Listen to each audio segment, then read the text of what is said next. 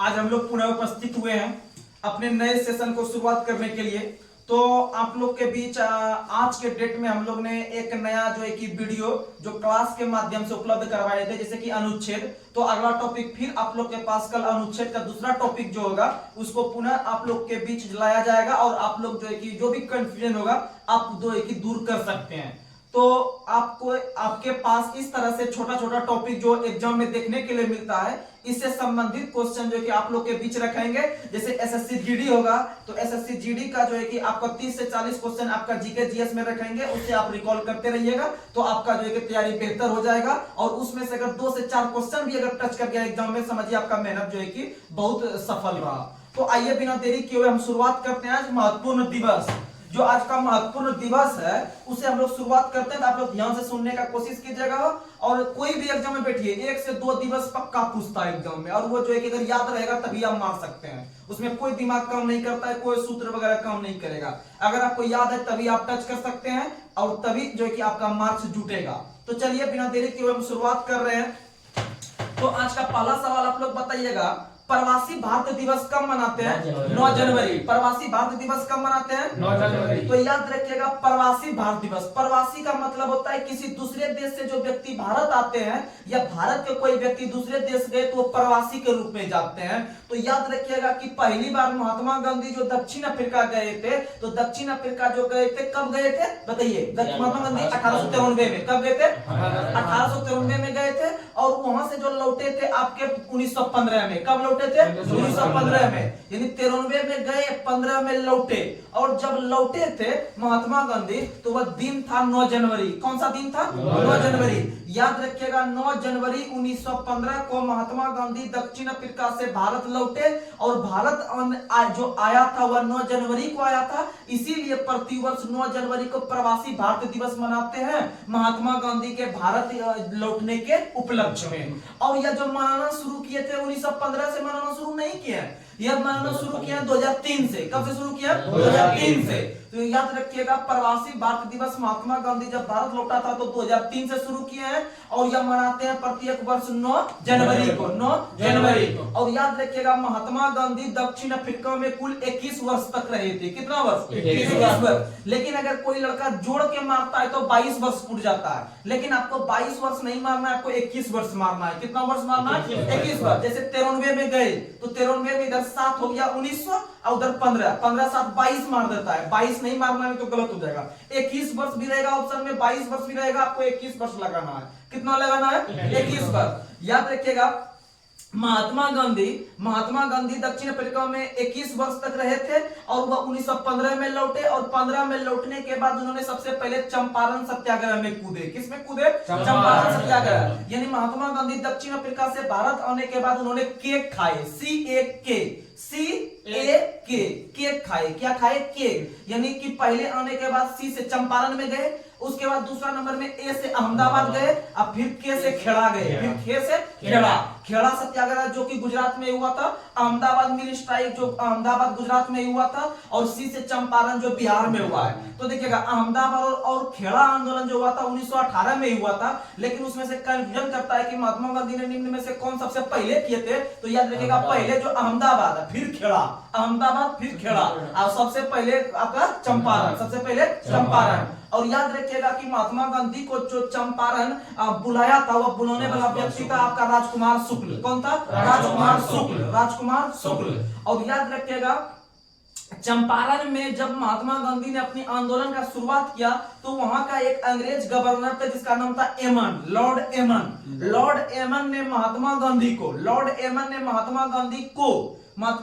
को उनके श्राद्ध में 50 रुपया जो है कि दान दिया था कि यह अकेले यहाँ का एक ऐसा व्यक्ति था जो कि अंग्रेज से टकराया था, यानी चंपारण का वो अकेला मर्द था जो कि आपका अंग्रेज से टकराया था। और वहां का उस समय कार्यरत जो अंग्रेज थे वो थे लॉर्ड एमन ने उनके श्राद्ध में 50 रुपया डोनेट किया था कि इसे जो सुचारू रूप से जो है कि इसका जो है कि जो भी है उसका कार्यक्रम जो उनके मरने के बाद हुआ उसे सफल बनाने के लिए। और याद रखिएगा महात्मा गांधी का मृत्यु जो हुआ था वह 30 जनवरी 1948 को हुआ था। और उस समय संविधान सभा का जो बैठक चल रहा था वो 7वां बैठक चल रहा था। कौन सा बैठक? 7वां बैठक। कौन बैठक? 7वां। और याद रखिएगा रखिएगा 7वां बैठक में उन्हें श्रद्धांजलि दिया गया। क्या दिया गया? श्रद्धांजलि। क्वेश्चन पूछा गया है कि महात्मा गांधी को जो श्रद्धांजलि प्रदान किया गया है संविधान सभाओं के द्वारा किस बैठक के दौरान? तो 7वां। तो याद रखिएगा 100 से श्रद्धांजलि, 100 से 7वां, 100 से श्रद्धांजलि, 100 से 7वां। और याद रखिएगा कि महात्मा गांधी की आत्मकथा का नाम है my experiment with truth, my experiment with truth. और याद रखिएगा महात्मा गांधी ने सत्याग्रह का पहली बार प्रयोग दक्षिण अफ्रीका में किया था। कहां किया था? दक्षिण अफ्रीका में। और महात्मा गांधी ने सत्याग्रह का पहली बार प्रयोग दक्षिण अफ्रीका में 1906 में किया था। कब किया था? 1906 में। लेकिन जब भारत आया 1915 के बाद, तब उन्होंने सत्याग्रह का पहली बार प्रयोग जो किया था उसी चंपारण में किया था। किसमें किया था? चंपारण में, अर्थात 1917 में, अर्थात 1917 में। तो याद रखिएगा कि अगर पूछे महात्मा गांधी ने पहली बार कहां प्रयोग किया था, तो दक्षिण अफ्रीका के में 1906 में, और भारत में अगर पूछे तो 1917 में चंपारण में, 1917 में चंपारण में। याद रखिएगा। अगला क्वेश्चन आप लोग को बताना है, विश्व हिंदी दिवस कब मनाते हैं? 10 जनवरी। विश्व हिंदी दिवस 10 जनवरी। विश्व हिंदी दिवस 10 जनवरी। आप लोग को बता दें 2018 के ग्रुप डी में यह क्वेश्चन पूछा गया था, विश्व हिंदी दिवस कब मनाया जाता है? तो 10 जनवरी। और वहीं पर अगर हम विश्व हिंदी दिवस बात कर लिए 10 जनवरी, लेकिन राष्ट्रीय हिंदी दिवस का बात करेंगे तो 14 सितंबर। 14 सितंबर।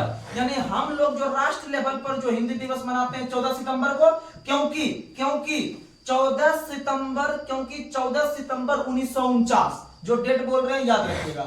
14 सितंबर 1949 को हमारे संविधान सभा के द्वारा राजकीय भाषा के रूप में हिंदी को अपनाया। किसे अपनाया? हिंदी को। और हिंदी जो लिखी जाती है देवनागरी भाषा में। किस भाषा में? देवनागरी भाषा में। और इसका उल्लेख अनुच्छेद 343 करता है। इसका उल्लेख कौन करता है? अनुच्छेद 43। अनुच्छेद 343 करता है कि भारत की राजकीय भाषा हिंदी होगी जो देवनागरी लिपि में लिखी जाएगी। याद रखिएगा। तो याद रखना है आप लोग को, याद रखना है विश्व हिंदी दिवस 10 जनवरी और राष्ट्रीय हिंदी दिवस 14 सितंबर। और 14 सितंबर 1949 को संविधान सभा ने अपनाया।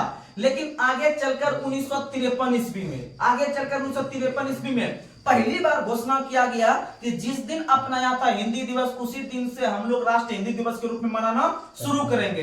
तो याद रखिएगा कि 14 सितंबर 1949 को अपनाया और हिंदी दिवस 14 सितंबर को मनाना हम लोग कब से शुरू किया? 1953 से। 1953 याद रखिएगा।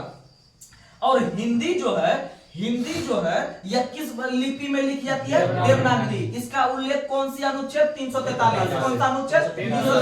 343। और हिंदी को जो प्रोत्साहन मिलता है वह मिलता है अनुच्छेद 350 में। किस में मिलता है? 350 में। 351 में। किस में मिलता है? 351 में। और हिंदी भाषा में ही प्राथमिक शिक्षा दिया जाएगा 350 का क। यानी प्राथमिक भाषा में शिक्षा जो दिया जाएगा वो हिंदी भाषा में, वह 350 का क। प्राथमिक शिक्षा का मतलब हो गया कि जो बच्चा सबको शिक्षा मिलता है शुरू में, उसको हम लोग क ख सब सिखाते हैं, क ख ग घ सिखाते हैं। इसका मतलब 350 के क में प्राथमिक शिक्षा, यानी जिसमें क लगा रहेगा उसमें प्राथमिक शिक्षा। और हिंदी को प्रोत्साहन 351 में। हिंदी को प्रोत्साहन 351 में। याद रखिएगा। अगला क्वेश्चन आप लोग को बताना है, राष्ट्रीय युवा दिवस किस व्यक्ति का जन्म दिवस पर मनाते हैं? स्वामी विवेकानंद। राष्ट्रीय युवा दिवस 12 जनवरी को स्वामी विवेकानंद जी के जयंती को मनाते हैं। और याद रखेगा यह मनाना शुरू किए 1984 से। कब से मनाना शुरू किया? 1984 से। यह मनाते हैं प्रत्येक 12 जनवरी को। कब मनाते हैं? 12 जनवरी। और पूरे विश्व में युवा को बढ़ावा देने के लिए विश्व युवा दिवस मनाते हैं 12 अगस्त। विश्व युवा दिवस 12 अगस्त। विश्व युवा दिवस 12 और 12 अगस्त को हाथी दिवस भी। 12 अगस्त को हाथी दिवस भी। और भारत में हाथी के लिए प्रसिद्ध अभ्यारण्य कौन सा है? पेरियार। कौन सा है? पेरियार केरल में है। पेरियार कहाँ है? केरल में। पेरियार कहाँ है? और बात करते हैं हाथी का, तो भारत का राष्ट्रीय विरासत पशु क्या है? हाथी। भारत का राष्ट्रीय विरासत पशु हाथी, जिसे 2010 में घोषित किया गया। कब घोषित किया गया? 2010 में। और हाथी का वैज्ञानिक नाम है एलिफास इंडिका। हाथी का वैज्ञानिक नाम एलिफास इंडिका। याद रखिएगा। ई से एलिफेंट होता है, ई से होता है एलिफास। ई से एलिफेंट, ई से एलिफास। तो 2010 में घोषित किया। याद रखिएगा। अगला क्वेश्चन मतलब है, थल सेना दिवस कब मनाते हैं? 15 जनवरी। थल सेना यानी आर्मी। थल सेना यानी आर्मी। तो तीनों सेना अभी क्लियर कर देते हैं। थल सेना अगर पूछे तो 15 जनवरी। थल सेना पूछे तो 15 जनवरी। वायुसेना 8 अक्टूबर, वायुसेना 8 अक्टूबर, वायुसेना 8 अक्टूबर। और वही नौसेना 4 दिसंबर, नौसेना 4 दिसंबर, नौसेना 4 दिसंबर। और तीनों को मिलाकर एक नया पद भारत सरकार ने बनाया सीडीएस। कौन सा पद? सीडीएस। यानी तीनों सेना में सामंजस्य को स्थापित करने के लिए कि अगर किसी दूसरे देश से युद्ध वगैरह होता है तो तीनों सेना में एकजुटता बना के उस पर अटैक करेंगे। तो एक नया पद भारत सरकार ने बनाया CDS, chief of defence staff, chief of defence staff. और इसका जो पहले अध्यक्ष बने थे वह बने थे जनरल बिपिन रावत, जनरल बिपिन रावत, जो अभी हम लोगों के बीच नहीं है। उनका देहांत कुछ दिन पहले आपका केरल तमिलनाडु एरिया में पहाड़ से टकराने के दौरान हो गया था। और वो गोरखा बटालियन से संबंध रखते थे। किससे संबंध रखते थे? गोरखा बटालियन। और उसका संबंध उत्तराखंड से था। कहां से था? उत्तराखंड से। लेकिन उनका जगह जो लेने के लिए आए दूसरे नंबर के सीडीएस वह बने आपका अनिल चौहान। कौन बने? अनिल चौहान। यानी याद रखिएगा भारत के पहले सीडीएस आपका बिपिन रावत और उनके बाद जो दूसरे नंबर के सीडीएस बने हैं वह बने अनिल चौहान। कौन बने हैं? अनिल चौहान। याद रखिएगा। अगला क्वेश्चन आप लोग बताइए, पराक्रम दिवस किस व्यक्ति के जयंती को मनाते हैं? सुभाष चंद्र बोस। और यह प्रत्येक वर्ष 23 जनवरी को, प्रत्येक वर्ष 23 जनवरी को। तो याद रखिएगा सुभाष चंद्र बोस का जन्म उड़ीसा के कटक शहर में हुआ था। 23 जनवरी 1897 को हुआ था। और 1897 को हुआ था 23 जनवरी को। इसीलिए हाल ही में जो है कि नरेंद्र मोदी ने प्रत्येक 23 जनवरी को पराक्रम दिवस के रूप में मनाने की घोषणा किया। वहीं ममता बनर्जी जो पश्चिम बंगाल की मुख्यमंत्री है उन्होंने 23 जनवरी को जो मनाने का घोषणा किया वह देश नायक दिवस। कौन सा दिवस? देश नायक। क्योंकि देश नायक के नाम से सुभाष चंद्र बोस को ही जानते हैं, देश नायक के नाम से सुभाष चंद्र बोस को। लेकिन देश रत्न के नाम से राजेंद्र प्रसाद को, देश रत्न के नाम से राजेंद्र प्रसाद। तो याद रखिएगा 3 क्वेश्चन। देश नायक बोलेंगे तो हो जाएगा आपका सुभाष चंद्र बोस। देश रत्न बोलेंगे डॉक्टर राजेंद्र प्रसाद जो भारत के पहले राष्ट्रपति थे, जिसका संबंध बिहार के जीरादेई गांव से था, बिहार के जीरादेई गांव से था।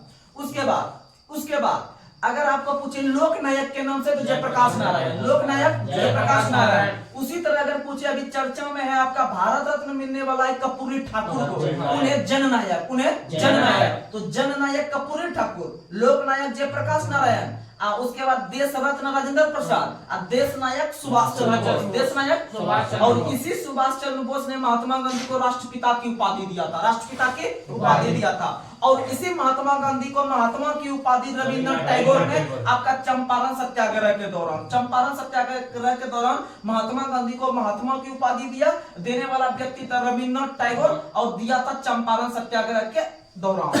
और याद रखिएगा आगे चलकर महात्मा गांधी ने असहयोग आंदोलन भी शुरुआत किया था। असहयोग आंदोलन का शुरुआत महात्मा गांधी ने 1 अगस्त 1920 को किया था। 1 अगस्त 1920 को असहयोग आंदोलन शुरू किया था। उसी तरह से आपका आगे चलकर बहुत सारा आंदोलन किया, लेकिन असहयोग आंदोलन में महात्मा गांधी ने जब विभिन्न प्रकार के विदेशी कपड़ा वगैरह का जब बहिष्कार कर रहे थे या फिर जलाया जा रहा था या फिर उसका खिलाफत कर रहा था, तो महात्मा गांधी को यही रविन्द्रनाथ टैगोर ने कहा था कि इस तरह का कपड़ा मत जलाइए, यह एक प्रकार का निष्ठुर बर्बादी है। यह एक प्रकार का क्या है? निष्ठुर बर्बादी है। तो क्वेश्चन पूछेगा कि महात्मा गांधी के द्वारा जब विदेशी कपड़ा को जलाया जा रहा था या उसके विरुद्ध आवाज उठाया जा रहा था तो किस भारतीय व्यक्ति ने कहा था कि यह निष्ठुर बर्बादी है, यह निष्ठुर बर्बादी है? तो रविन्द्रनाथ टैगोर। किसने कहा था? रविन्द्रनाथ टैगोर। अगला क्वेश्चन आप लोग बताइए, राष्ट्रीय बालिका दिवस कब मनाया जाता है? 24 जनवरी। राष्ट्रीय बालिका दिवस 24 जनवरी। राष्ट्रीय बालिका दिवस 24 जनवरी। अंतर्राष्ट्रीय बालिका दिवस 11 अक्टूबर। राष्ट्रीय बालिका दिवस 24 जनवरी और अंतर्राष्ट्रीय बालिका दिवस 11 अक्टूबर। और याद रखिएगा जिस दिन हम लोग राष्ट्रीय बालिका दिवस मना रहे हैं अर्थात 24 जनवरी को, इसी दिन उत्तर प्रदेश दिवस भी मनाते हैं। इसी दिन उत्तर प्रदेश। आप लोग को बता दे 24 जनवरी 1950 को उत्तर प्रदेश का स्थापना हुआ था। उत्तर प्रदेश जिसे हम लोग पहले यूनाइटेड प्रोविंस के नाम से जानते थे या संयुक्त प्रांत के नाम से जानते थे। और याद रखिएगा संविधान सभा में जो सबसे अधिक सदस्य पहुंचे थे इसी संयुक्त प्रांत से पहुंचे थे। संयुक्त प्रांत से संविधान सभा में सबसे अधिक सदस्य पहुंचे थे, याद रखिएगा।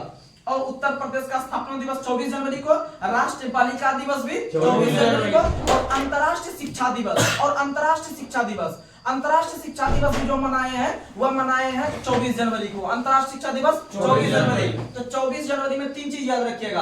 पहला चीज उत्तर प्रदेश दिवस, दूसरा चीज राष्ट्रीय बालिका दिवस, तीसरा चीज अंतर्राष्ट्रीय शिक्षा दिवस, अंतर्राष्ट्रीय शिक्षा दिवस। और राष्ट्रीय शिक्षा दिवस जो मनाते हैं वो मनाते हैं 11 नवंबर को। राष्ट्रीय शिक्षा दिवस 11 नवंबर को आपका अबुल कलाम आजाद की जयंती के रूप में हम लोग मनाते हैं।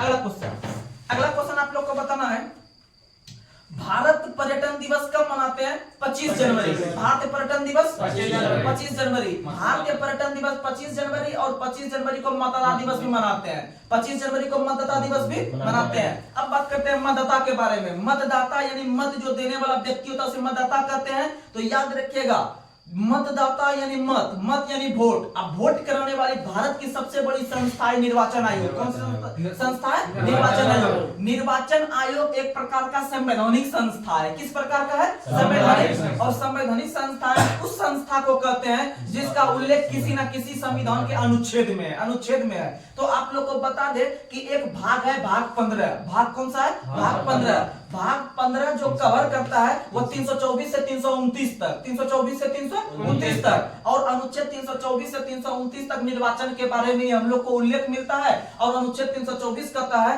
कि भारत का एक निर्वाचन आयोग होगा जो भारत में जो एक लोकसभा चुनाव या बड़े बड़े चुनाव जो होते हैं उसके करने के लिए उत्तरदायी होगा। और बड़े बड़े जो राष्ट्रीय पार्टी का दर्जा वगैरह जो देने का काम करेगा, ये चुनाव चिन्ह देने का जो काम करेगा, ये सारा काम कौन करेगा? निर्वाचन आयोग। कौन करेगा? और याद रखिएगा, निर्वाचन आयोग का स्थापना 25 जनवरी 1950। 25 जनवरी 1950 यानी इधर 25 डेट में लेना है, इकाई डिजिट लेना है 50 यानी 25 यानी 25 जनवरी 1950 को निर्वाचन आयोग का स्थापना होता है। और याद रखिएगा, निर्वाचन आयोग का जब स्थापना हुआ था तो उसमें सिर्फ एक सदस्य थे। कितना सदस्य थे? लेकिन आगे के दिनों में चलकर जब इस पर वर्कलोड बढ़ने लगा, जब इस पर काम का दबाव बढ़ने लगा, तो आगे चलकर 1993 ईस्वी में इसी निर्वाचन आयोग या चुनाव आयोग या इलेक्शन कमीशन में सदस्य की कुल संख्या कितनी हो गई? 3। तो क्वेश्चन पूछेगा कि प्रारंभ में निर्वाचन आयोग एक कैसी संस्था थी? एक सदस्य। कैसी संस्था थी? एक सदस्य। अब वर्तमान में कितना सदस्य है? 3 सदस्य वर्तमान में। तो भाई 3 कब से हुआ है?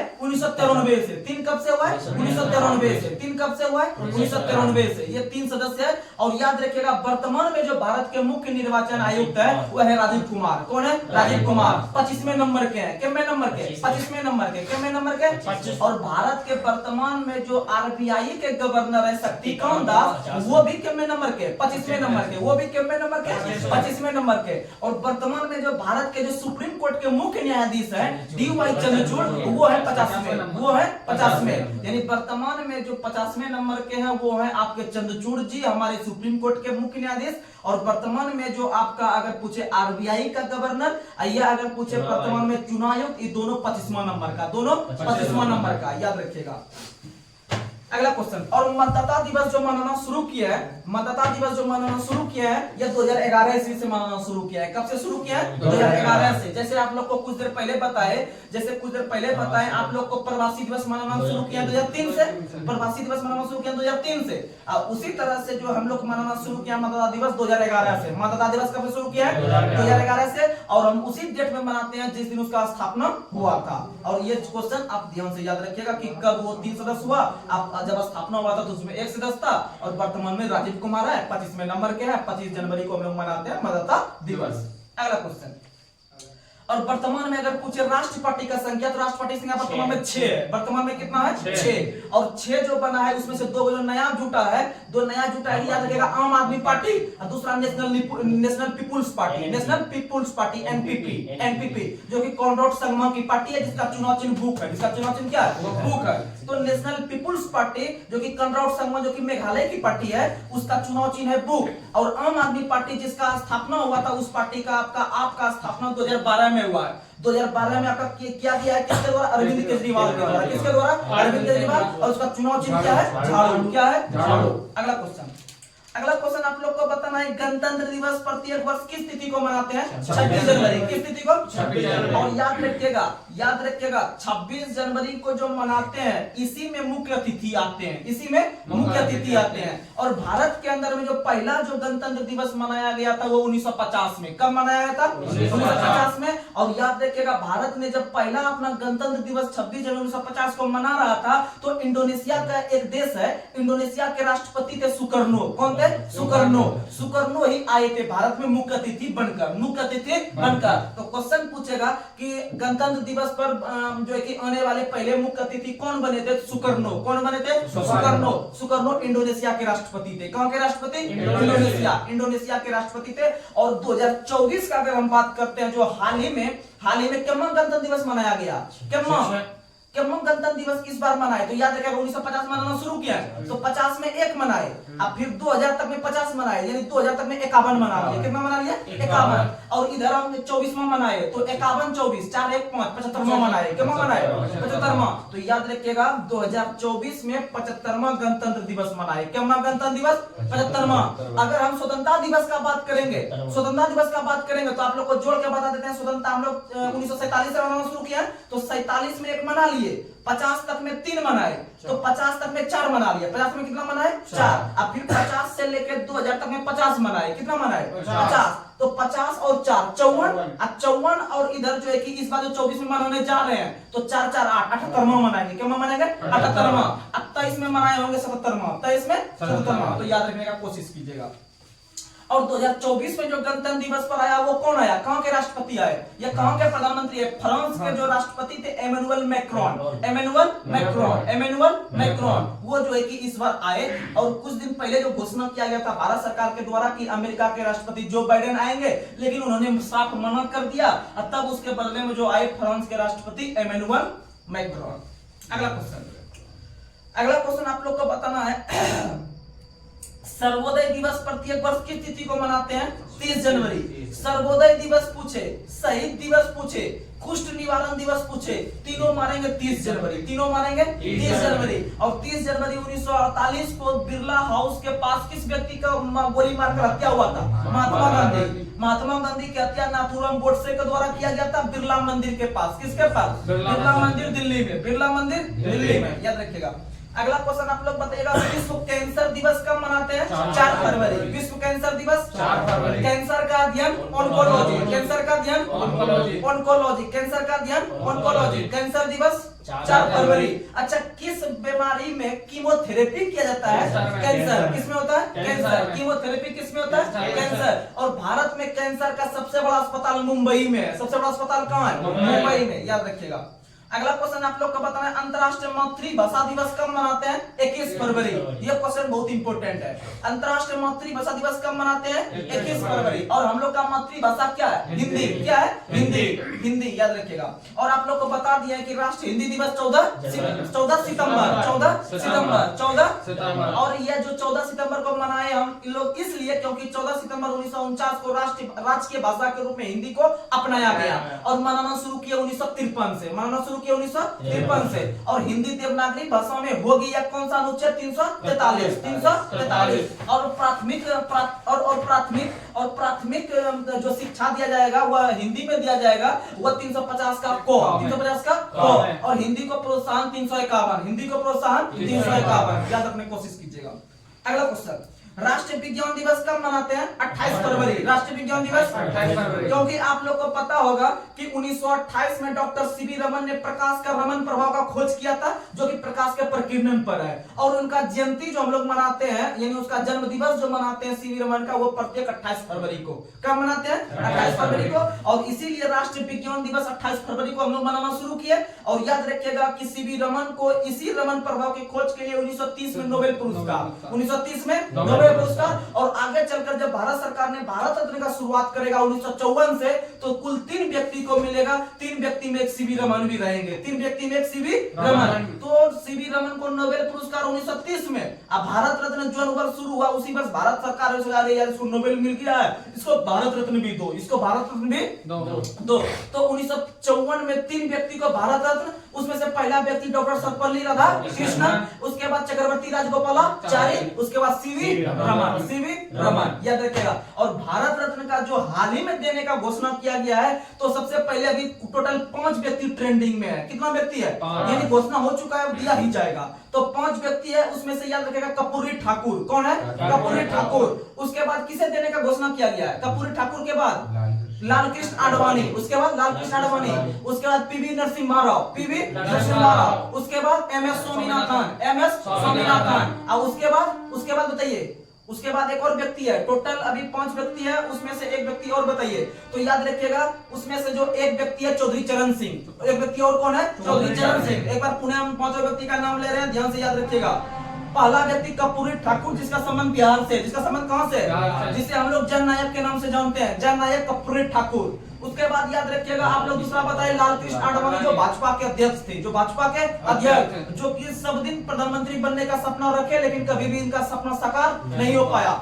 और याद रखिएगा यही जो लालकृष्ण आडवाणी था, ये उप प्रधानमंत्री बने हैं, उप प्रधानमंत्री बने हैं, सबसे अंतिम रूप से उप प्रधानमंत्री यही बने हैं। डॉक्टर मनमोहन सिंह का जब कार्यकाल चल रहा था प्रधानमंत्री के रूप में, तो उप प्रधानमंत्री का पद इसी लालकृष्ण आडवाणी को दिया गया था, लेकिन प्रधानमंत्री कभी नहीं बन पाए। ये 2 व्यक्ति हो गया भारत। उसके बाद याद रखिएगा पीवी नरसिम्हा राव, पीवी नरसिम्हा राव। आप लोग को बता दें 73वां संविधान संशोधन और 74वां संविधान संशोधन जो हुआ था, जो कि नगर पालिका और पंचायती राज से संबंधित है, यही पीवी नरसिम्हा राव ने किया था, यही पीवी नरसिम्हा राव ने जो कि पारित करवाया था। और याद रखिएगा पीवी नरसिम्हा राव का एक पुस्तक एग्जाम में बार बार देखने के लिए मिलता है, जिसका नाम है the insider, the insider, the insider, the insider पुस्तक के लेखक पीवी नरसिम्हा राव। उसके बाद आप लोग को बताना है एमएस स्वामीनाथन, एमएस भारत में हरित क्रांति का जनक, इनका संबंध तमिलनाडु से, इनका संबंध कहां से? तमिलनाडु से। इन्होंने 1966 से 67 ईस्वी में भारत में हरित क्रांति का शुरुआत करवाया, और हरित क्रांति का जो जन्म स्थान कहलाता है पंतनगर कॉलेज। कौन सा कॉलेज? पंतनगर विश्वविद्यालय, पंतनगर विश्वविद्यालय, जो वर्तमान में उत्तराखंड में है, जो वर्तमान में उत्तराखंड में है।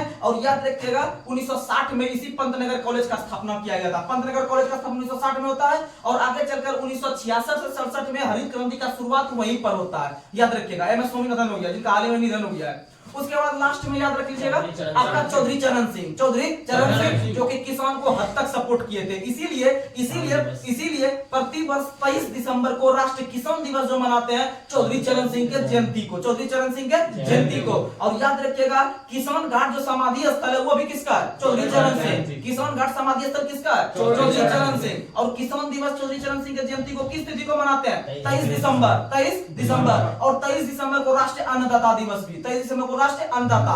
अन्नदाता जो हमारे किसान है, अन्नदाता कौन है? किसान है। इसीलिए अन्नदाता पूछे, किसान दिवस पूछे, चौधरी चरण सिंह की जयंती पूछे, सब लगाएंगे 23 दिसंबर। अगला क्वेश्चन, अगला क्वेश्चन आप लोग को बताना है।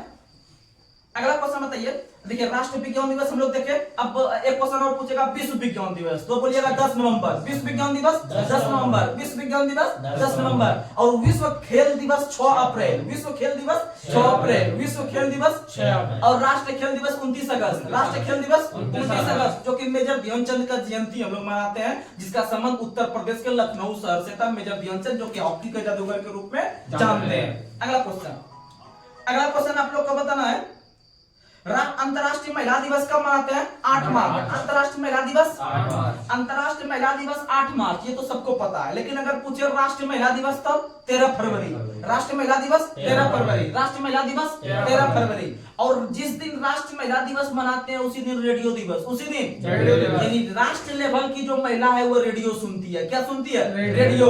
और याद रखिएगा रेडियो दिवस पूछे या राष्ट्रीय महिला दिवस पूछे, दोनों 13 फरवरी लगाएंगे। और अंतरराष्ट्रीय महिला पूछे तो 8 मार्च, अंतरराष्ट्रीय महिला पूछे तो। और याद रखिएगा रेडियो का आविष्कार किया है मार्कोनी ने। रेडियो का आविष्कार किसने किया है? मार्कोनी ने। और याद रखिएगा सेकंड पीढ़ी का जो कंप्यूटर था उसमें ट्रांजिस्टर प्रयोग करते थे। क्या प्रयोग करते थे? ट्रांजिस्टर। अब पहला पीढ़ी में वैक्यूम ट्यूब, पहला कंप्यूटर पीढ़ी में वैक्यूम ट्यूब, दूसरा में ट्रांजिस्टर, तीसरा में आईसी चिप्स, तीसरा में आईसी चिप्स। और आईसी चिप्स का फुल फॉर्म पूछता है तो याद रखिएगा integrated circuit chip, integrated circuit chip. और आईसी का खोज किया था जेएस किल्बी, आईसी का खोज किसने किया है? JS Kilby. और आईसी चिप्स पर सिलिकॉन की परत चढ़ी होती है। आईसी चिप्स पर किसकी परत? सिलिकॉन। और जो कि सिलिकॉन एक प्रकार के अर्धचालक तत्व है, सिलिकॉन एक प्रकार का अर्धचालक, जर्मेनियम भी एक प्रकार का अर्धचालक, जर्मेनियम भी एक प्रकार का अर्धचालक। अगला क्वेश्चन, अगला क्वेश्चन आप लोग को बताना है सीआईएसएफ का स्थापना दिवस कब मनाया जाता है?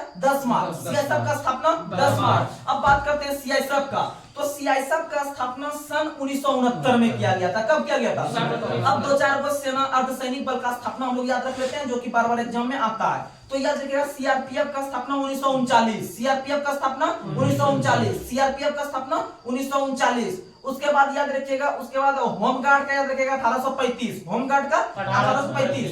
यह असम राइफल्स का 1835, असम राइफल्स का 1835, असम राइफल याद रखिएगा 1835, असम राइफल का स्थापना 1835 में, उसके बाद सीआरपीएफ का स्थापना 1939 में, उसके बाद याद रखिएगा 1962 में आईटीबीपी, 1962 में आईटीबीपी, यानी आईटीबीपी का जो स्थापना हुआ था, अर्थात इंडियन तिब्बत जो बॉर्डर जो पुलिस होता है या फोर्स होता है, उसका स्थापना भारत और चीन का जब युद्ध हो रहा था पहली बार 1962 में, वो डेट था जिस दिन युद्ध शुरू हुआ था, वह दिन था 20 अक्टूबर 1962। ये क्वेश्चन एमटीपीसी का पूछा गया है, ये क्वेश्चन एनटीपीसी का पूछा गया है कि भारत और चीन के बीच, भारत और चीन के बीच, भारत और चीन के बीच पहली बार जो युद्ध का शुरुआत हुआ था वह डेट सहित कब हुआ था, तो उसमें डेट लगा के पूछा था 20 अक्टूबर, इसीलिए इससे आप समझ सकते हैं कि आगे आने वाला एग्जाम में डेट कितना महत्वपूर्ण आने वाला है। तो इसीलिए इसमें तो सबको याद है, इसमें से कुछ कम नहीं होने वाला है। तो याद रखिएगा 20 अक्टूबर 1965 को हुआ पहली बार जो है कि आपका किसका युद्ध का शुरुआत, भारत और चीन, भारत और चीन।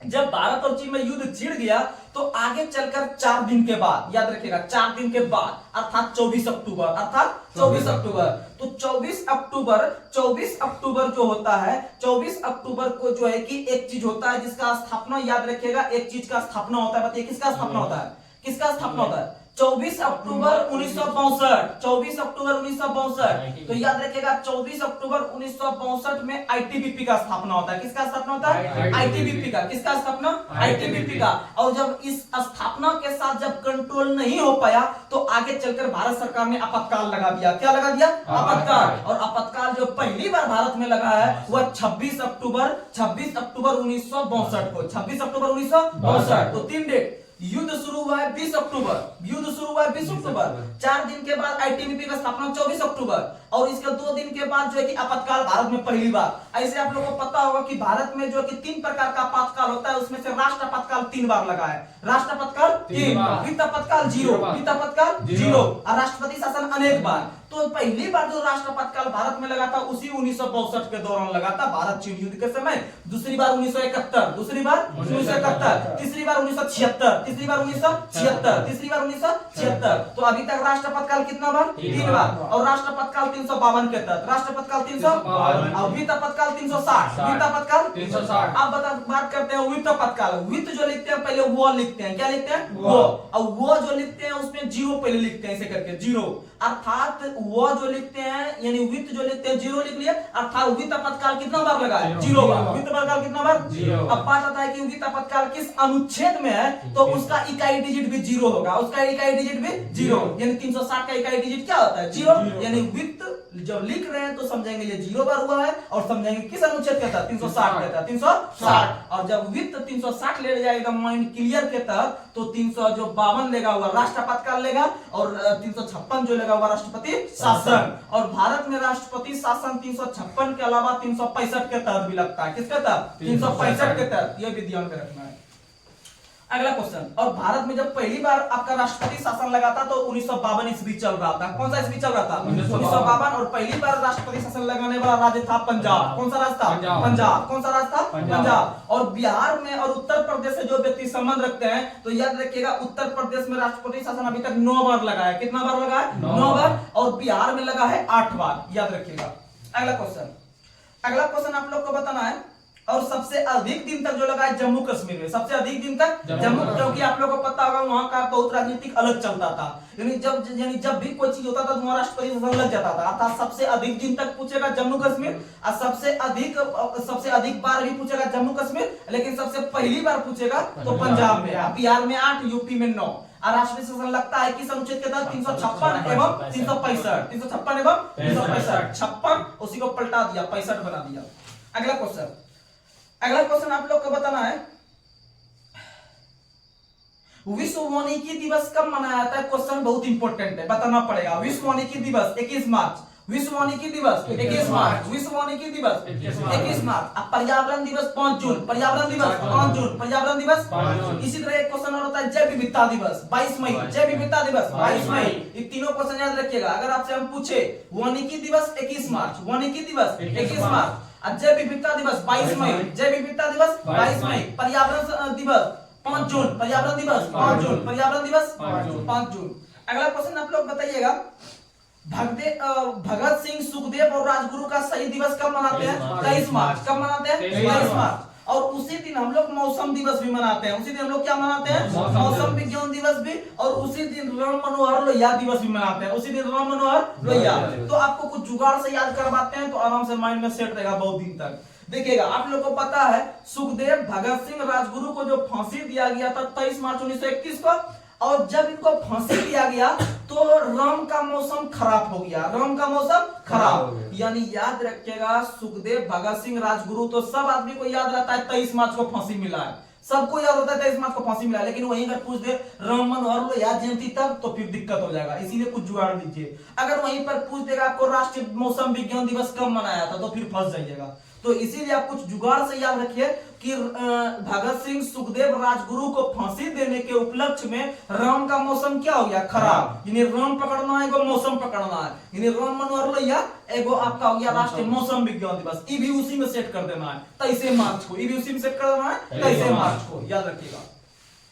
अगला क्वेश्चन आप लोग को बताना है विश्व टीबी दिवस कब मनाया जाता है? टीबी यानी बीमारी, जिसको यक्षमा कहते हैं, जिसको यक्षमा कहते हैं। टीबी 24 मार्च कब मनाते हैं? 24 मार्च। और टीबी दिवस 24 मार्च को मनाते हैं। और जो है कि आपका 24 मार्च को एक और दिवस मनाते हैं, राष्ट्रीय ग्रामीण डाक जीवन बीमा दिवस।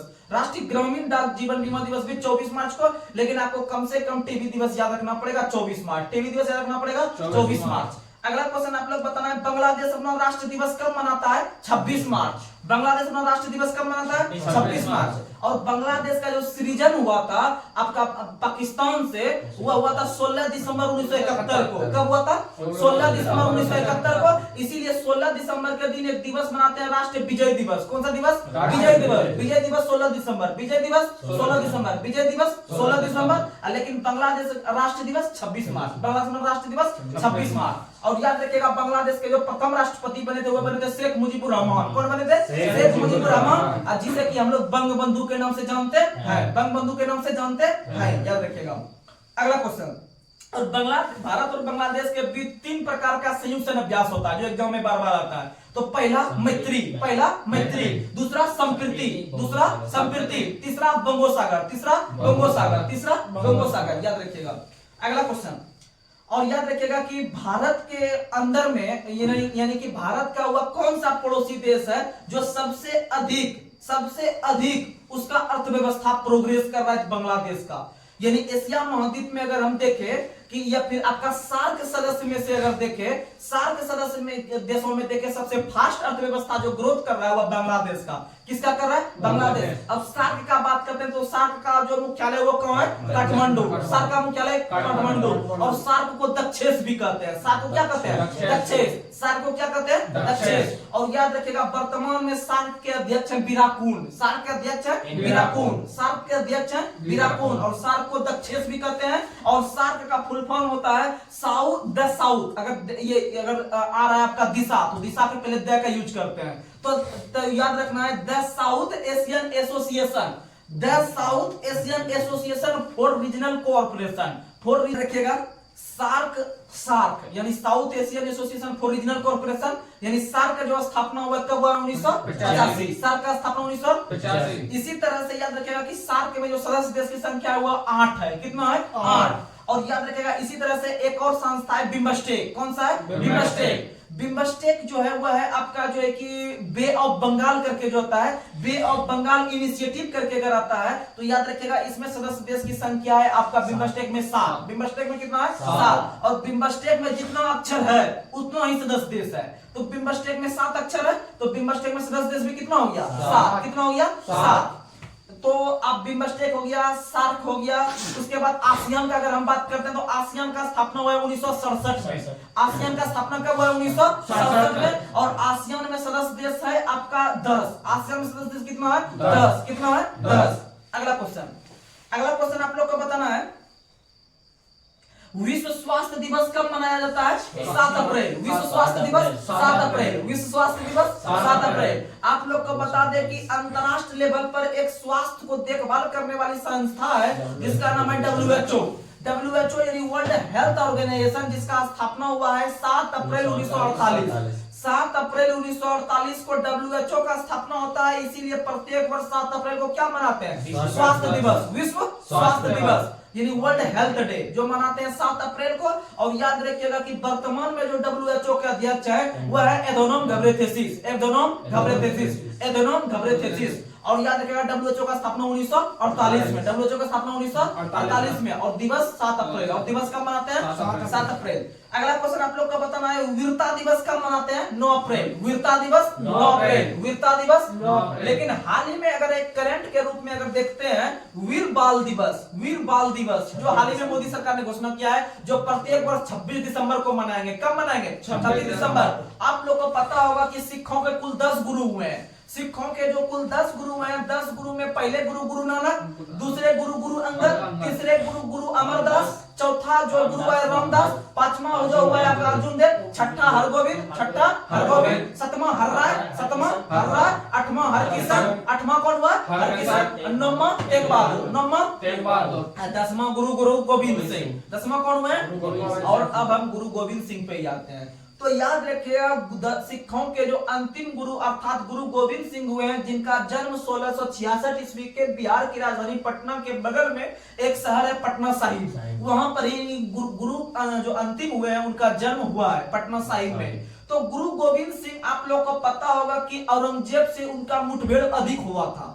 यानी गुरु गोविंद सिंह जो सिखों के गुरु हुए थे, उनका मुठभेड़ औरंगजेब से बहुत हुआ था। और औरंगजेब के मुठभेड़ होने के क्रम में या उनसे युद्ध लड़ने के क्रम में उनके 2 बेटे थे, आपका जो 1-2 युद्ध लड़े थे, उसमें से दोनों बेटे को उन्होंने खो दिया युद्ध में। दोनों बेटे को क्या कर दिया? खो दिया। और उसी बेटे के खोने के उपलक्ष्य में या उन्हें यादगार बनाने के लिए आगे चलकर नरेंद्र मोदी ने और इधर ही 2023 ईस्वी में जो घोषणा किया है, हम लोग प्रत्येक वर्ष 26 दिसंबर को जो मनाएंगे वीर बाल दिवस। क्या मनाएंगे?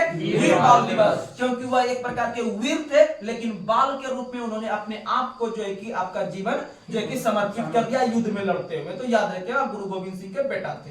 अगला क्वेश्चन जोरावर सिंह करके नाम था, 2 फतेह सिंह और जोरावर सिंह, तो उसी दोनों को जो है कि वो चिनवा दिया था युद्ध में। और याद रखिएगा गुरु गोविंद सिंह और जो आपका था औरंगजेब, तो दोनों का जो आपका निधन का ईस्वी पूछता है, तो याद रखिएगा औरंगजेब का निधन 1707 में हुआ है। औरंगजेब का निधन 1707 में, और उसके जस्ट एक साल के बाद गुरु गोविंद सिंह का निधन 1708 में। आपका महाराष्ट्र का एक शहर है नांदेड़, और नांदेड़ जो है रेलवे के अंतर्गत एक डिवीजन है, नांदेड़ के अंतर्गत एक रेलवे डिवीजन है। तो वो एक नांदेड़ रेलवे डिवीजन है जो कि आपका सिकंदराबाद के अंतर्गत आता है, जो कि आपका सिकंदराबाद जो जोन है आपका SCR, उसके अंतर्गत जो है कि आपका आता है नांदेड़ डिवीजन। और नांदेड़ में ही जो समाधि स्थल है वह गुरु गोविंद सिंह का है। किसका समाधि स्थल है? गुरु गोविंद सिंह। तो गुरु गोविंद सिंह का जन्म 1666 के बिहार की राजधानी पटना के पटना साहिब में, और वही इनका निधन 1708 में जो हो रहा है आपका महाराष्ट्र के नांदेड़ में, अगला क्वेश्चन आप लोग को बताना है, विश्व हीमोफीलिया दिवस कब मनाते हैं? 17 अप्रैल। विश्व हीमोफीलिया दिवस कब मनाते हैं? 17 अप्रैल। विश्व हीमोफीलिया दिवस 17 अप्रैल। और इससे पहले हम लोग एक और रोग के बारे में पढ़े थे, टीबी दिवस। कौन सा दिवस? टीबी दिवस, 24 मार्च, टीबी दिवस। अच्छा, सुखदेव, भगत सिंह और राजगुरु को फांसी देने के उपलक्ष्य में राम का मौसम खराब हो गया, यानी राम मनोहर लोहिया। और आपका राष्ट्रीय मौसम विज्ञान दिवस, और तीनों का जो कि अधिक किया था उसमें कितना मारेंगे? 23 मार्च। कितना मारेंगे? 23 मार्च। और 26 मार्च को बताए थे बांग्लादेश का राष्ट्र दिवस, 26 मार्च को बांग्लादेश का राष्ट्र दिवस। और आपको बताए थे बांग्लादेश का सृजन 16 दिसंबर 1971 को, इसीलिए 16 दिसंबर को हम बताए थे विजय दिवस। क्या बताए थे? विजय दिवस। अगला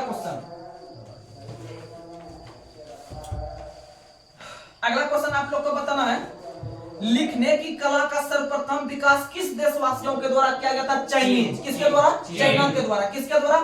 और आप लोग को बता दे कि जो पेंसिल होता है जिससे आप लोग लिखते हैं, जिसमें ग्रेफाइट का प्रयोग होता है, इस पेंसिल का आविष्कार भी सबसे पहले चीन में हुआ था। कहाँ हुआ था? चीन में। और पेंसिल में जो ग्रेफाइट का यूज होता है, वह ग्रेफाइट जो है यह विद्युत का सुचालक होता है। यह विद्युत का क्या होता है? सुचालक। और ग्रेफाइट को जो जानते हैं हम लोग किस रूप में जानते हैं? काला हीरा के नाम से। काला हीरा के नाम से जानते हैं? ग्रेफाइट को। काला हीरा के नाम से ग्रेफाइट को। अगला क्वेश्चन आप लोग बताइए, सॉरी काला हीरा के नाम से कार्बोनेडो को जानते हैं, काला हीरा के नाम से कार्बोनेडो को, काला शीशा के नाम से जानते हैं ग्रेफाइट को, काला शीशा के नाम से ग्रेफाइट को, काला शीशा के नाम से ग्रेफाइट को, काला हीरा कार्बोनेडो, काला हीरा कार्बोनेडो, काला हीरा कार्बोनेडो। और याद रखिएगा कि काला सोना जो कहा जाता है वह कोयला कहा जाता है, काला सोना कोयला को, काला सोना कोयला को। और उद्योग की रोटी भी किसे कहा जाता है? कोयला उद्योग को, उद्योग की रोटी भी कोयला उद्योग को, याद रखिएगा। अगला क्वेश्चन, उत्तराखंड का सबसे ऊंचा पर्वत शिखर कौन सा है? नंदा देवी। कौन सा है? नंदा देवी। और याद रखिएगा नंदा देवी कुमायूं हिमालय का भाग है। कौन सा हिमालय का? कुमायूं हिमालय। कौन सा भाग? और याद रखिएगा नंदा देवी के बगल में ही फूलों की घाटी चमोली है, फूलों की घाटी चमोली। और याद रखिएगा देव घाटी के नाम से किस राज्य को जानते हैं? उत्तराखंड को। देव घाटों की नगरी के नाम से उत्तराखंड को जानते हैं, याद रखिएगा। और त्योहारों की नगरी के नाम से मदुरै, त्योहारों की नगरी के नाम से मदुरै, त्योहारों की नगरी के नाम से मदुरै। अगला क्वेश्चन आप लोग बताइएगा, फ्रांस की क्रांति किस वर्ष हुआ है? 1789। फ्रांसीसी क्रांति 1789। रूसी क्रांति 1917। रूसी क्रांति 1917। अमेरिकी क्रांति 1776। अमेरिकी क्रांति 1776। और अमेरिका का संविधान लागू हुआ है 1789 में। लागू कब हुआ है? 1789। याद रखिएगा अमेरिका आजाद हुआ है 1776 में। अमेरिका का संविधान बनकर तैयार हुआ है 1787 में। और इसके 2 वर्ष के बाद लागू हुआ, और उसके 2 वर्ष के बाद लागू हुआ, और उसके 2 वर्ष के बाद लागू हुआ। अगला क्वेश्चन आप लोग को बताना है,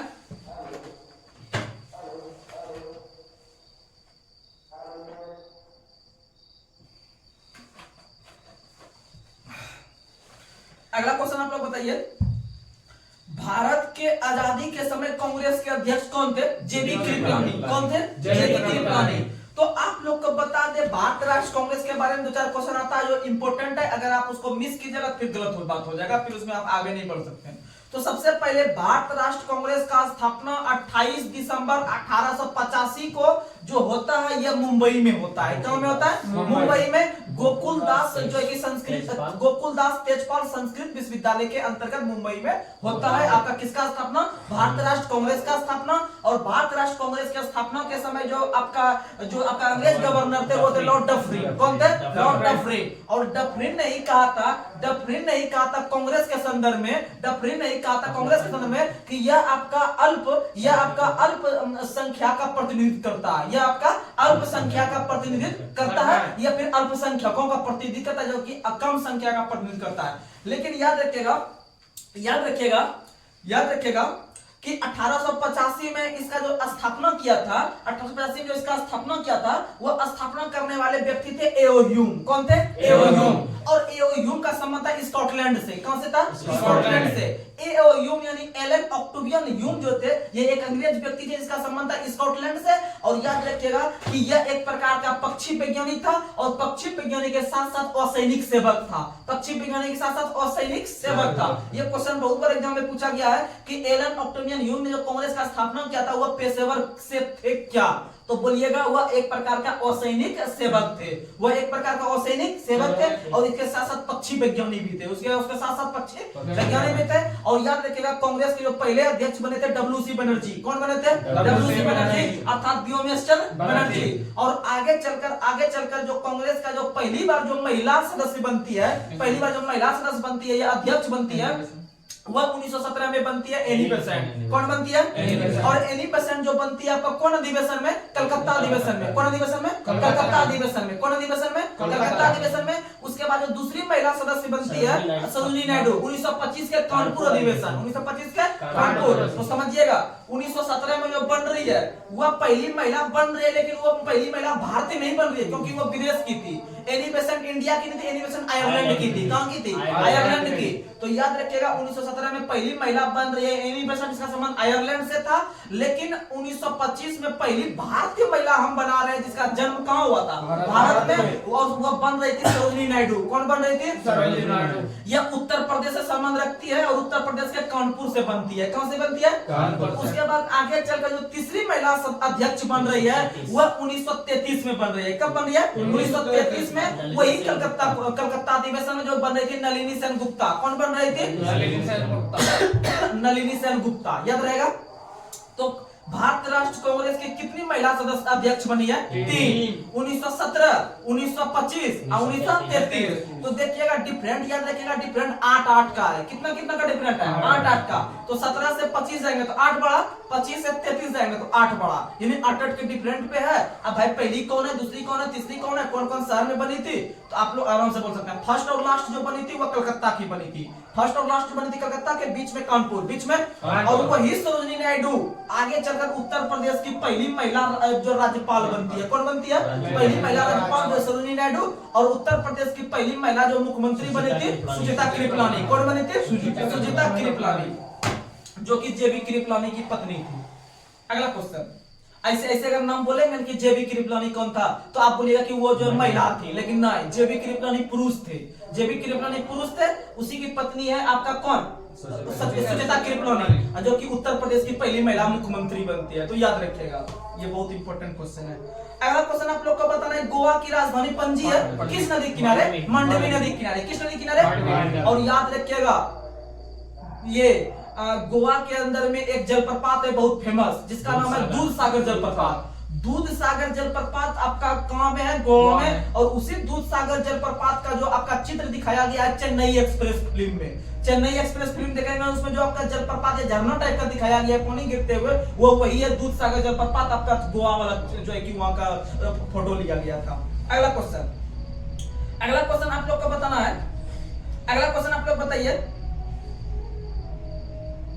अगला क्वेश्चन आप लोग बताना है, बंदीपुर राष्ट्रीय उद्यान किस राज्य में है? कर्नाटक। बंदीपुर राष्ट्रीय उद्यान किस राज्य में है? कर्नाटक। अच्छा, बन्नेरघट्टा राष्ट्रीय उद्यान किस राज्य में है? कर्नाटक। बन्नेरघट्टा कहाँ है?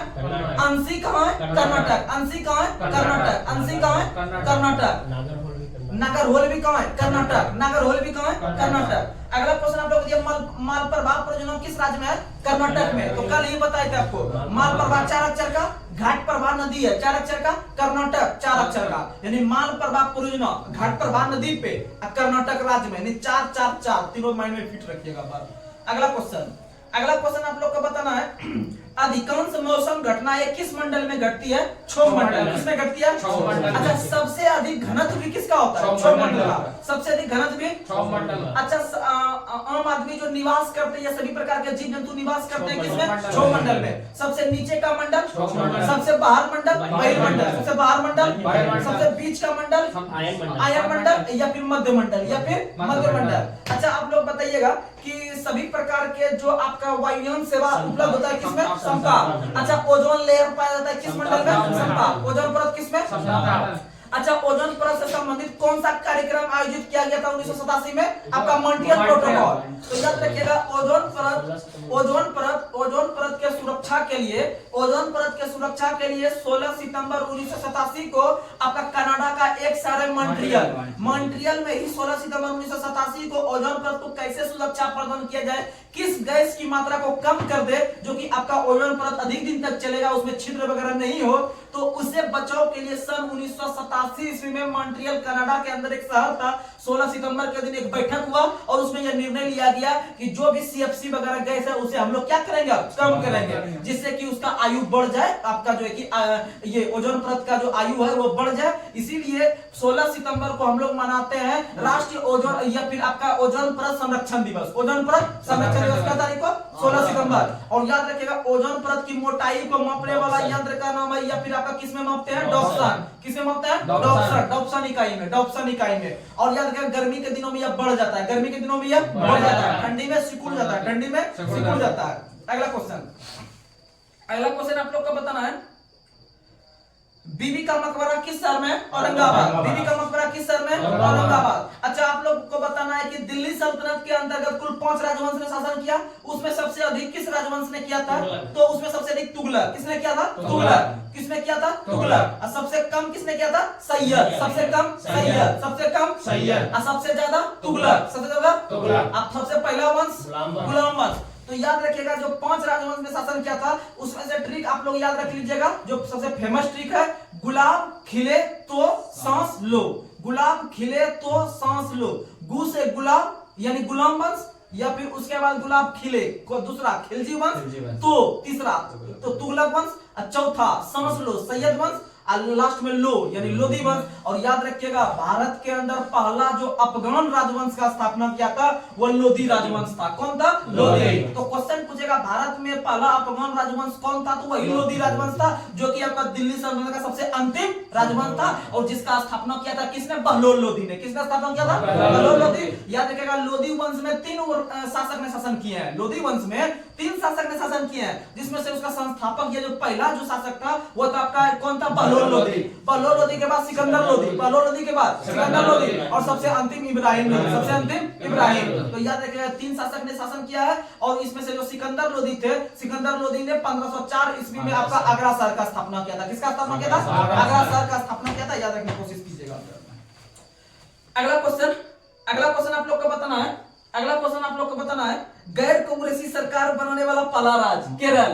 गैर कांग्रेसी सरकार बनाने वाला पहला राज्य केरल। गैर कांग्रेसी सरकार बनाने वाला पहला राज्य था भारत का केरल, जिन्होंने 1957 में बनाया था। कब बनाया था? 1957। लेकिन पूरे भारत में अगर पहली बार गैर कांग्रेसी सरकार बनी अर्थात प्रधानमंत्री के रूप में अगर हम देखें तो वह बनी थी 1977 में। 77 में जो बनी थी वह बनी थी मोरारजी देसाई की सरकार। किसकी सरकार? मोरारजी देसाई। और उससे पहले जो बन रही थी वह सिर्फ कांग्रेस की सरकार बन रही थी। किसकी सरकार बन रही थी?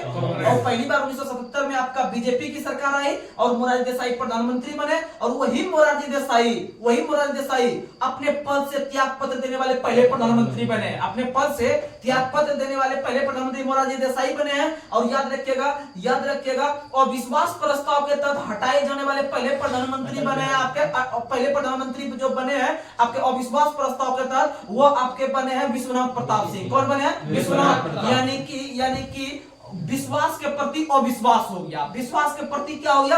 अविश्वास। एक क्वेश्चन और पता है कि भारत के पहले प्रधानमंत्री का नाम बताएं जो कभी भी लोकसभा में उपस्थित नहीं हुआ, अर्थात याद रखिएगा चौधरी चरण सिंह। और याद रखिएगा कि इसमें से थोड़ा जुगाड़ से कि कभी भी चौधरी चरण सिंह ने अपना चरण नहीं रखा। चौधरी ने क्या नहीं रखा? चरण कहां ने रखा? लोकसभा में।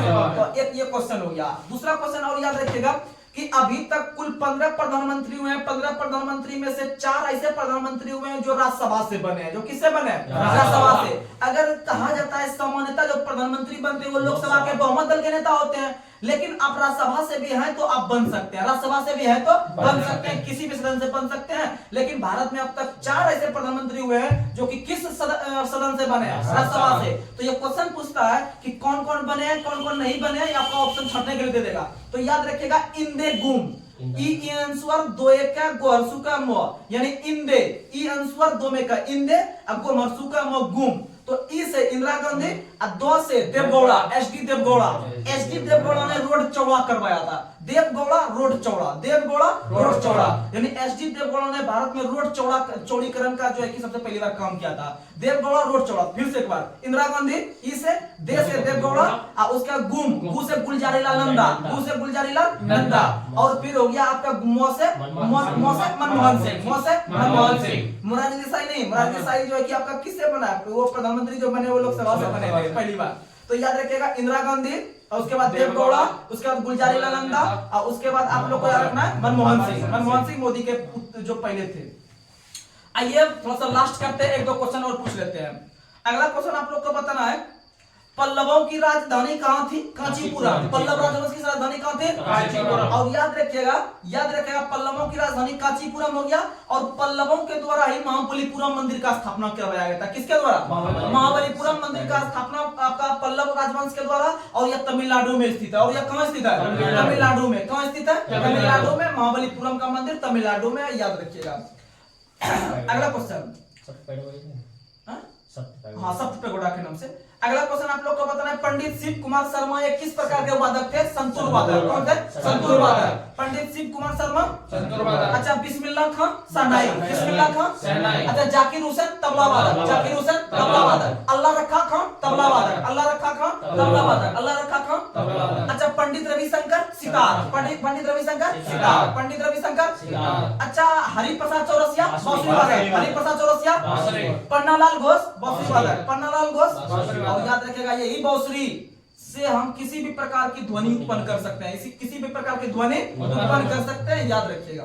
और सबसे पुराना वाद्य यंत्र है बीना। सबसे पुराना वाद्य यंत्र है बीना। सबसे पुराना वाद्य यंत्र है। और याद रखिएगा एक ऐसा वाद्य यंत्र है जो हिंदू और मुस्लिम का मिश्रण कहा जाता है। याद रखिएगा सितार। क्या याद रखिएगा? सितार। सितार जो पंडित रविशंकर बजाते थे, वो जो बजाते थे वो हिंदू और मुस्लिम का मिश्रण कहा जाता है। हिंदू और मुस्लिम का मिश्रण। इसी तरह से भारत का एक शहर है आगरा। आगरा के अंदर में प्रतिवर्ष एक पर्व मनाया जाता है या त्योहार मनाया जाता है जो कि हिंदू और मुस्लिम को एकता बनाए रखने के लिए मनाया जाता है, जिसका नाम है सुलह कुल पर्व।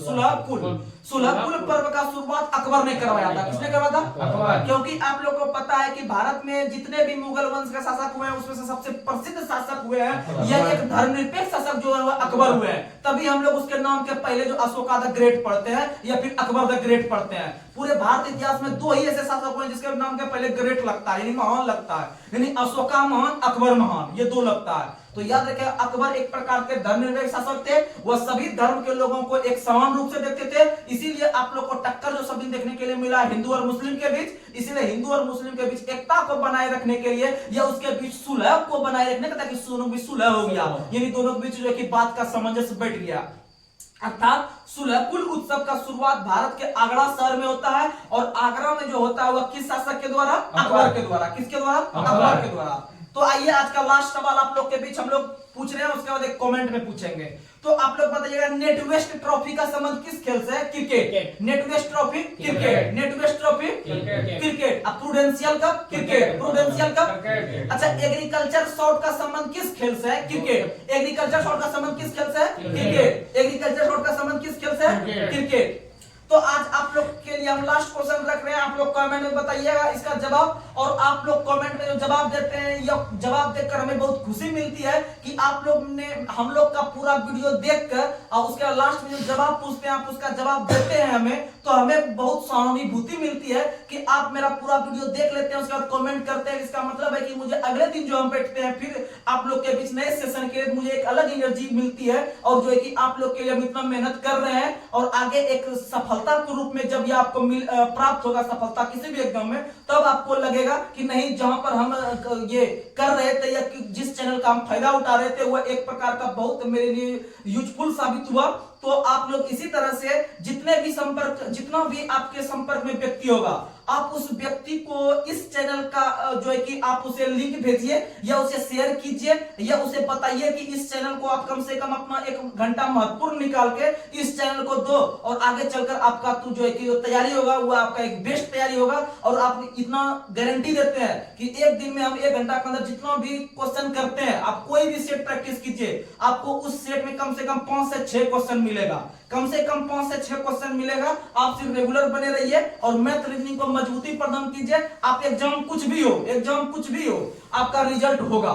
ये नहीं कि अब एसएससी जीडी का है तो उसमें से हमको जीके नहीं पूछेगा या उसमें से इस टॉपिक नहीं पूछेगा, ऐसा कुछ नहीं है। रेलवे भी आएगा तो वही क्वेश्चन पूछेगा, जीडी भी आएगा यही क्वेश्चन पूछेगा, या आगे जो भी डिफेंस में आएगा वही क्वेश्चन पूछेगा। सिर्फ बोलने के लिए होता है कि एसएससी जीडी स्पेशल और रेलवे स्पेशल, ऐसा कुछ नहीं है। हल्का फल्का अंतर होता है तो आप खुद मैनेज कर सकते हैं उस चीज को, लेकिन आपका एक हर एक सब्जेक्ट में बेसिक नॉलेज होना चाहिए, तभी आप लोग को सफलता मिलने जा रहा है। नहीं तो फिर थोड़ा दिक्कत हो जाएगा। तो आप लोग पॉजिटिव वे में होकर कभी भी किसी व्यक्ति के निगेटिव में नहीं आइएगा।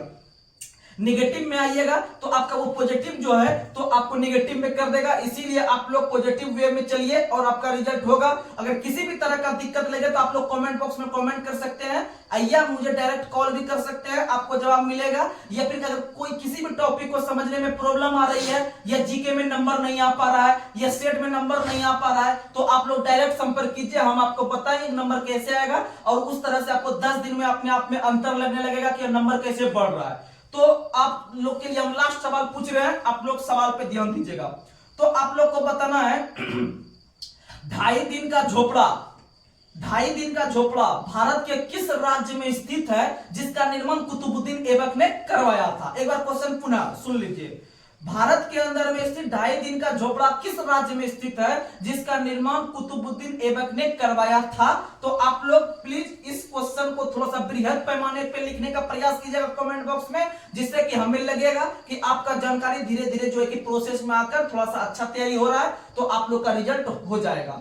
चलिए आज तक के लिए इतना ही, धन्यवाद।